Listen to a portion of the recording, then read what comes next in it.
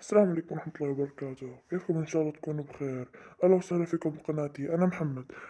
جينا لكم اليوم فيديو جديد، فيديو عن أفضل سكين لكل بطل في برول ستارز. بس مشاهدة ممتعة. أول بطل معنا اليوم هو البطل ريكو. ريكو إله كثير سكنات، لكن أحلى سكن هو ريكو الملك. يعني إله تأثيرات خاصة، خصوصا إذا كان معاك النجمة اللي إذا ضربة ارتدت بالحياة وصارت يعني بصير نمج أعلى، وضرباته لما ترتد من الحيط بتصير ضربات أحلى وأكبر، يعني بتصيب العدو أسرع. هو أصلا بضرب جوار، فعشان هيك يعني هو من أحلى سكن. يعني أحلى سكن للفشار وهاي السكنات، فبحسه هذا أحلى سكن. ثاني بطل معنا هو البطل بو. هو من أقوى الأبطال ومن أكثر الأبطال قويين يعني، وله سكنات كثير حلوة، مثلا زي سكن بو تاع الفراعنة والمصريين وهيك. بس هذا أحلى. ليش أحلى؟ لأنه لونه أحمر وهيك على الهيبة، يعني إنه شرير. أنا هيك يعني بحكي إنه هيك حلو.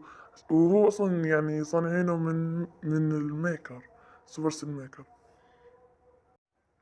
وثالث سكن معنا اليوم كولد. سكين كولد النجم. هو نزل بعرض اشحن $5 تاخذه. هو من أحلى السكنات بالنسبة إلي، لأنه إله تأثيرات خاصة وحتى شكله هيبة، يعني بيخوف من بعيد. وهو كولد أصلا إله كثير سكنات، بس هذا أحلى سكن. ورابع بطل معانا اليوم هو بطل شيلي. هي من أقوى الأبطال، بتيجي معاك يعني بتربحها من أول ما تنزل اللعبة، بتكون أول بطل معاك. هي من أقوى الأبطال، ولها كثير سكنات. إلها سكن شيلي الذهبية والفضية، بس أنا ما بحب إني أفوت السكنات الذهبية. المهم هذا أقوى السكنات، لأنه إله تأثيرات خاصة، يعني غير عن كل السكنات، وهو من أحلى السكنات.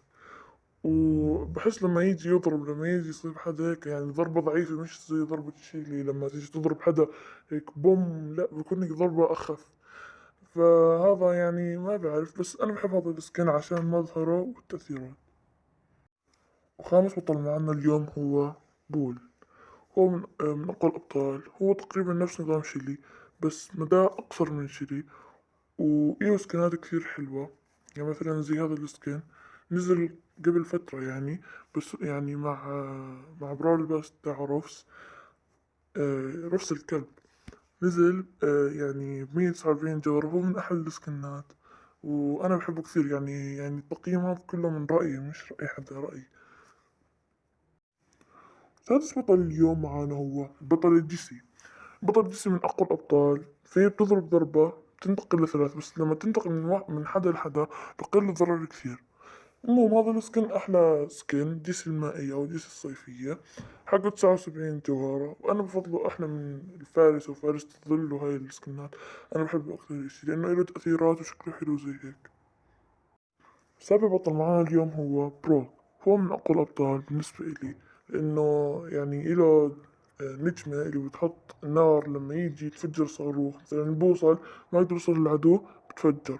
يعني إذا صاب العدو كمان بصير نار تحتيه. هاي أقوى إشي. وهو هذا البطل يستخدم كثير في ال1v1 الرومات، ما بالجن الأرجوانية. هذا السكن هو أحلى سكن بالنسبة إلي، إنه هيك يعني بروك يانج أو بروك الصيني. أحلى سكن إلي، أحلى من باقي السكنات. يعني في بروك المائي الصيف، وفي بروك الدراجات، بس هذا أحلى سكن بالنسبة إلي. ثامن بطل معانا اليوم هو داينامايت. هو من أقوى الأبطال بالنسبة إلي. إذا احترفت فيه عن جد يعني بتكون من أقوى الأبطال. هو له كثير سكنات، لكن هذا أحلى سكن بالنسبة إلي. هو له كمان سكن لاعب الكرة الأحمر، هو كمان حلو الأزرق، بس هذا أحلى إشي يعني بالنسبة إلي. أكثر سكن بيعجبني.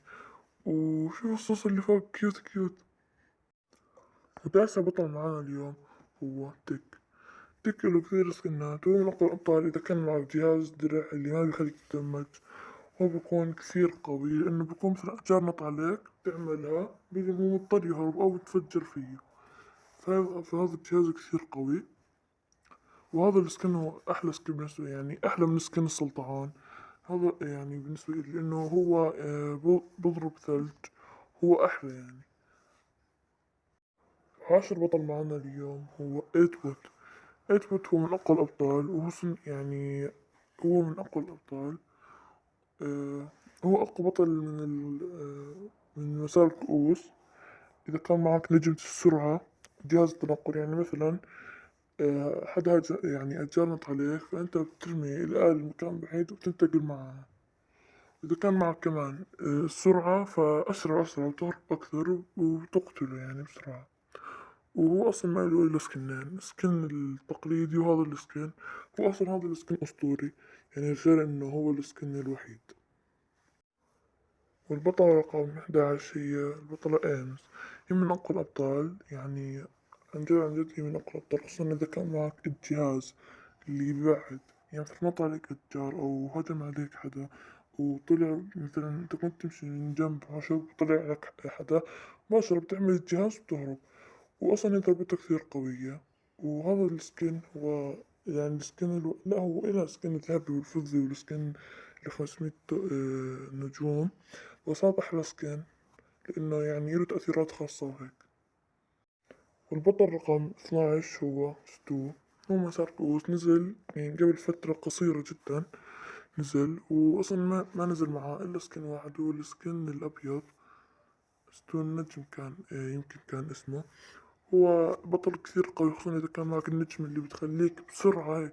يعني الزخم هو بتمشي مسافة قصيرة، بس مع النجم بتصير مسافة أطول.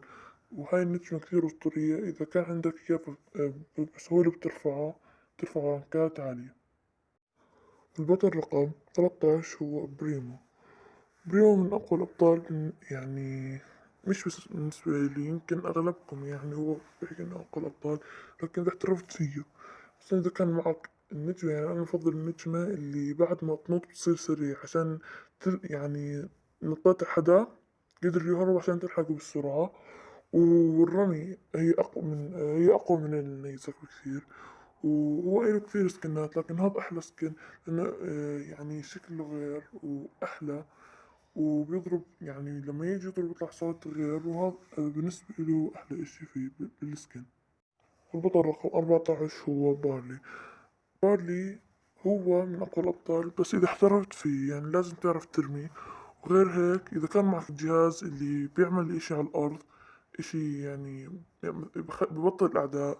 مثلا إذا نط عليك أشجار بتعمله، راح يبطئ بالمشي، وراح تقدر تقتله بسهولة. وعمال ما يتحرك بده مدة عشان بصير بطيء، فبتقتله بسهولة، بصورة كبيرة.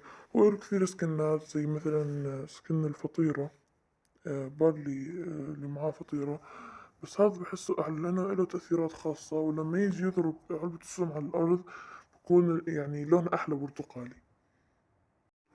والبطل اللي بعده هو بوكو. بوكو من أقوى الأبطال، إذا عرفت تلعب فيه كمان. يعني أغلب الأبطال بيكونوا قويين، بس إذا عرفت تلعب فيهم. بوكو هو أكثر إيش بينفع بالثلاث. بهيل تيمه، يعني بالزخم أو بالسوبر.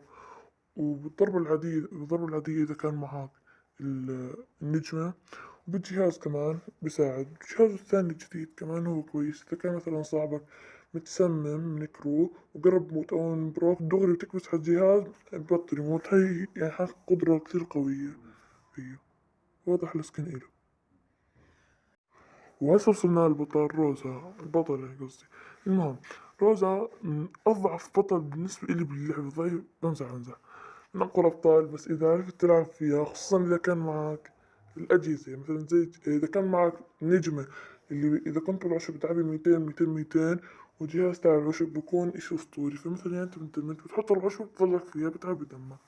يعني هاي نجم وجهاز لروزا. وأصلا روزا ماشي إلا سكن واحد، وهو هذا السكن، فما في غيره. يعني إيش نحط؟ نألف سكنات. هسه وصلنا للبطل داريل. داريل هو يعني قوي، خصوصا بماب غزو الجزيرة. بشوف إذا بحط لكم صورته. وماب بيعرف الزلزال، بحط لكم صورته كمان. هذول أقوى الأبطال، لأنه هو لما يكون يعني جنب العدو بالضبط، يعني بقتله بالراحة بسهولة. بس إنك هو يعني أنا بالنسبة لي هو أكل الأبطال اللي بينفعوا زي هيك. وأنا عندي له سكنات كمان، يعني هاي يعني عشان لأنه هو بطل قوي أنا بحب أشتري له سكنات.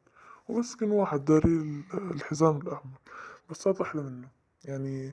صح هو ذاك نادر، يعني هسه بعد ما بطلوا بدهم ينزلوه بالمرة، بس هذا بالنسبة لي السكن أحلى، ويعني بحسه قصير كمان، ما بعرف. المهم، وهسه أجي دور بيني يعني ما بعرف، بس بحس هاي بطل سيء جدا بالرفع، بس يعني مستحيل تقدر ترفعها بالسولو بالشوت داون يعني.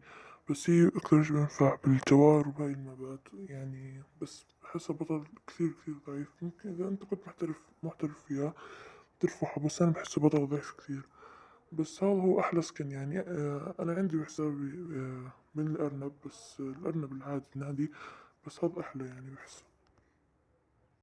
والبطل اللي بعد مني هو البطل كارل. كارل من أقوى الأبطال، لكن احترفت فيه، يعني تقدر ترفعه رانك 25 بسهولة إذا كنت محترف فيه. وأكيد مع يعني بالنجم بالجهاز، مستحيل حدا ما يقدر يرفعه بدون نجم والجهاز. مثلا زي الجهاز اللي بخليك تهرب، والنجمة تاعت السرعة تاعت لما تيجي تلف بكون معك دراع. هاي أقوى النجم والأجهزة بالنسبة إلي. هذا السكن هو أحلى سكن إلي، يعني هيك بطلع كيوت أصلا شلون. المهم هذا أحلى سكن إلي بالنسبة إلي يعني. وهسه وصلنا للبطل جاكي. جاكي بطل بالغ الندرة يعني. تصنيفه يعني هو قوي ببعض المبات وضعيف كثير ببعض المبات. هو يعني بده المبات المغلقة مش المفتوحة، يعني مفتوحة مثلا زي بيو بايبر. بس يعني جاكي يعني بيقدر يطير من الحيطان. وأحلى سكن له هو جاكي الآلي هذا، نزل ما بعرف متى. المهم هو سكن يعني أحلى سكن، أحلى من سكن جاك الأبيض. هذا أحلى بكثير يعني. ما في غير، لو في غير سكنات أكيد اخترنا يعني الأحلى، يعني نألف سكنات مرة ثانية يعني. بس يا شباب هيك نكون وصلنا لنهاية المقطع. أتمنى يعجبكم. ادعمونا بزر اللايك والاشتراك بالقناة وتفعيل زر الجرس ليوصلك كل جديد. ويلا بيس.